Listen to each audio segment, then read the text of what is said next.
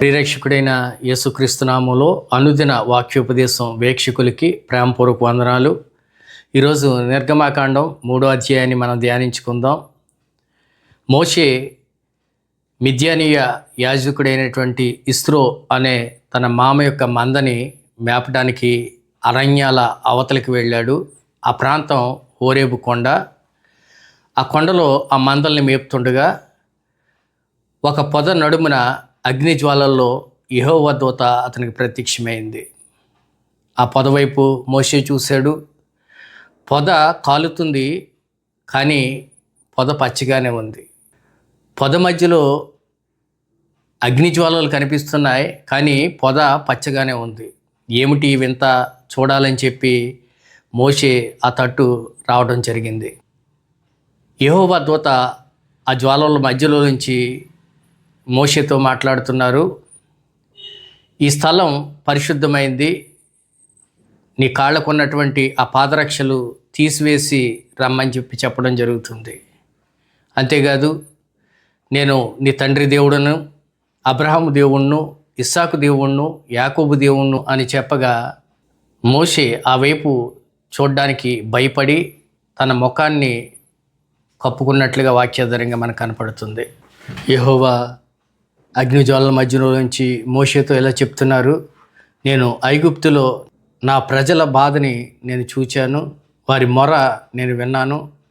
ఆ ఐగుప్తులు వారి పనుల్లో వారిని పెడుతున్నటువంటి ఇబ్బందిని చూశాను. వారి దుఃఖం నాకు తెలిసే ఉన్నది. కాబట్టి ఐగుప్తు దేశం నుంచి ఇశ్రాయేల్ని విశాలమైనటువంటి దేశానికి, అనగా ఫెర్జీయులు, కనానీయులు, హిత్తీయులు, హమోరీయులు, హిర్వీయులు, యోబుసీలకు నివాస స్థలమైన పాలుతేళ్ళు ప్రవహించేటువంటి ఆ దేశానికి వారిని నడిపించడానికి నేను దిగి వచ్చాను అని చెప్తున్నటువంటి సంగతి. ఇశ్రాయేలు మొర నేను నిజంగా విన్నాను. ఐగుప్తులు వారిని పెడుతున్నటువంటి హింస నేను చూశాను. కాబట్టి రమ్ము అని చెప్పి మోషేని దేవుడు పిలుస్తున్నారు. నువ్వు రా, నీవు ఐగుప్తులో ఉన్నటువంటి ఇశ్రాయేల్ని తీసుకుని రావాలి అని చెప్పి ఆజ్ఞాపిస్తున్నారు. మోషే అంటున్నాడు, ఫరో యొద్దకు వెళ్ళడానికి, ఇశ్రాయేల్ని ఐగుప్తు నుంచి తీసుకురావడానికి నేను ఎంతటి వాడిని అంటున్నాడు. దేవుడు అంటున్నారు, నీకు నేను తోడుగా ఉంటాను. సూచన ఇదే, ఆ ప్రజలు ఐగుప్తు నుంచి ఈ పర్వతం మీదకు వచ్చి వారు నన్ను సేవించడం జరుగుతుందని చెప్పి మోషేకి చెప్తున్నారు.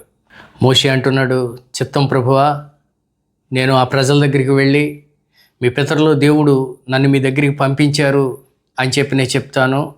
అప్పుడు ఆయన పేరేమిటి అని చెప్పి వారు నన్ను అడుగుతారు, నేను ఏం చెప్పాలి అని చెప్పి అంటున్నాడు.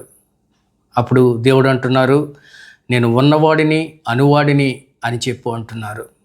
అంతేకాదు, మీ పితరుల దేవుడు, అబ్రహాం దేవుడు, ఇస్సాకు దేవుడు, యాకోబు దేవుడు యెహోవా నన్ను మీ వద్దకు పంపించినని చెప్పు అని చెప్పి కూడా దేవుడు చెప్తున్నటువంటి మాట. ఐగుప్తు బాధలో నుండి మిమ్మల్ని విడిపించి పాలుతేళ్లు ప్రవహించేటువంటి దేశానికి దేవుడు మిమ్మల్ని నడిపిస్తున్నారని చెప్పు. దేవుడు అంటున్నారు, ఇశ్రాయేలు పెద్దలను నీవు ఐగుప్తు రాజు దగ్గరికి వెళ్ళండి, హెబ్రీల దేవుడైనటువంటి యెహోవాకి బలులు అర్పించాలి.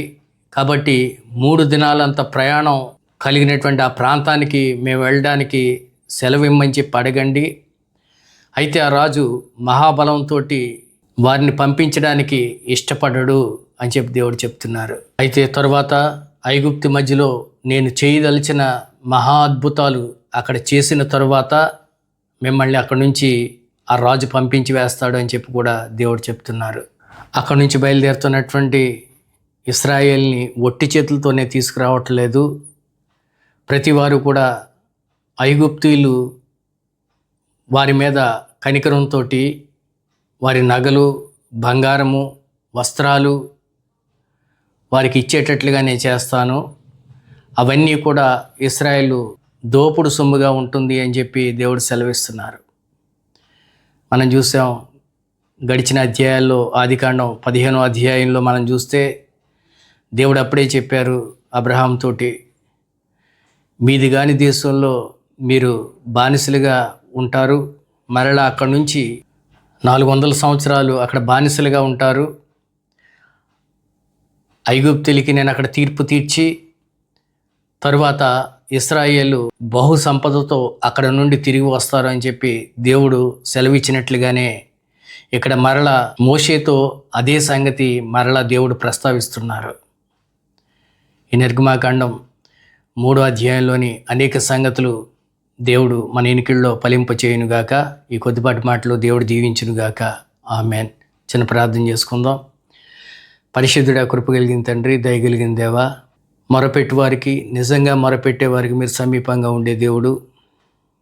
అలనాడు ఐగుప్తు దాస్యర్కుల్లో ఉన్నటువంటి ఇశ్రాయేలు ఐగుప్తీలు పెడుతున్నటువంటి హింసను బట్టి వారు పెట్టినటువంటి మొర మీరు ఆలకించారు. వారి కన్నీటిని మీరు చూశారు. నిశ్చయముగా వారిని ఐగుప్తు దాస్యర్కుల్లోంచి విడిపించి పాలుతేన్లు ప్రవహించేటువంటి దేశానికి నడిపించడానికి మీరు నిశ్చయించారు. దాని కొరకు మోషేని మీరు సాధనంగా వాడుకుంటున్నందుకు మీకు స్తుతులు చెల్లించుకుంటున్నాం. దేవా, మీరెంతైనా నమ్మదగిన దేవుడు, ప్రార్థన ఆలకించే దేవుడు, మీరు ఉన్నవాడు అనువాడు అనే దేవుడు, మీరు సజీవుడైన దేవుడు అనే సంగతులు మేము గ్రహించుకున్నట్లు, మీ వాక్యాన్ని బట్టి మేము పరిపూర్ణంగా సంతోషించినట్లు సహాయం దయచేసి మహిమ, ఘనత, ప్రభావములు మీరే పొందుకొనమని పరిశుద్ధుడైన యేసుక్రీస్తు నామములో బ్రతిమాలి వేడుకుంటున్నాను తండ్రి. ఆమెన్.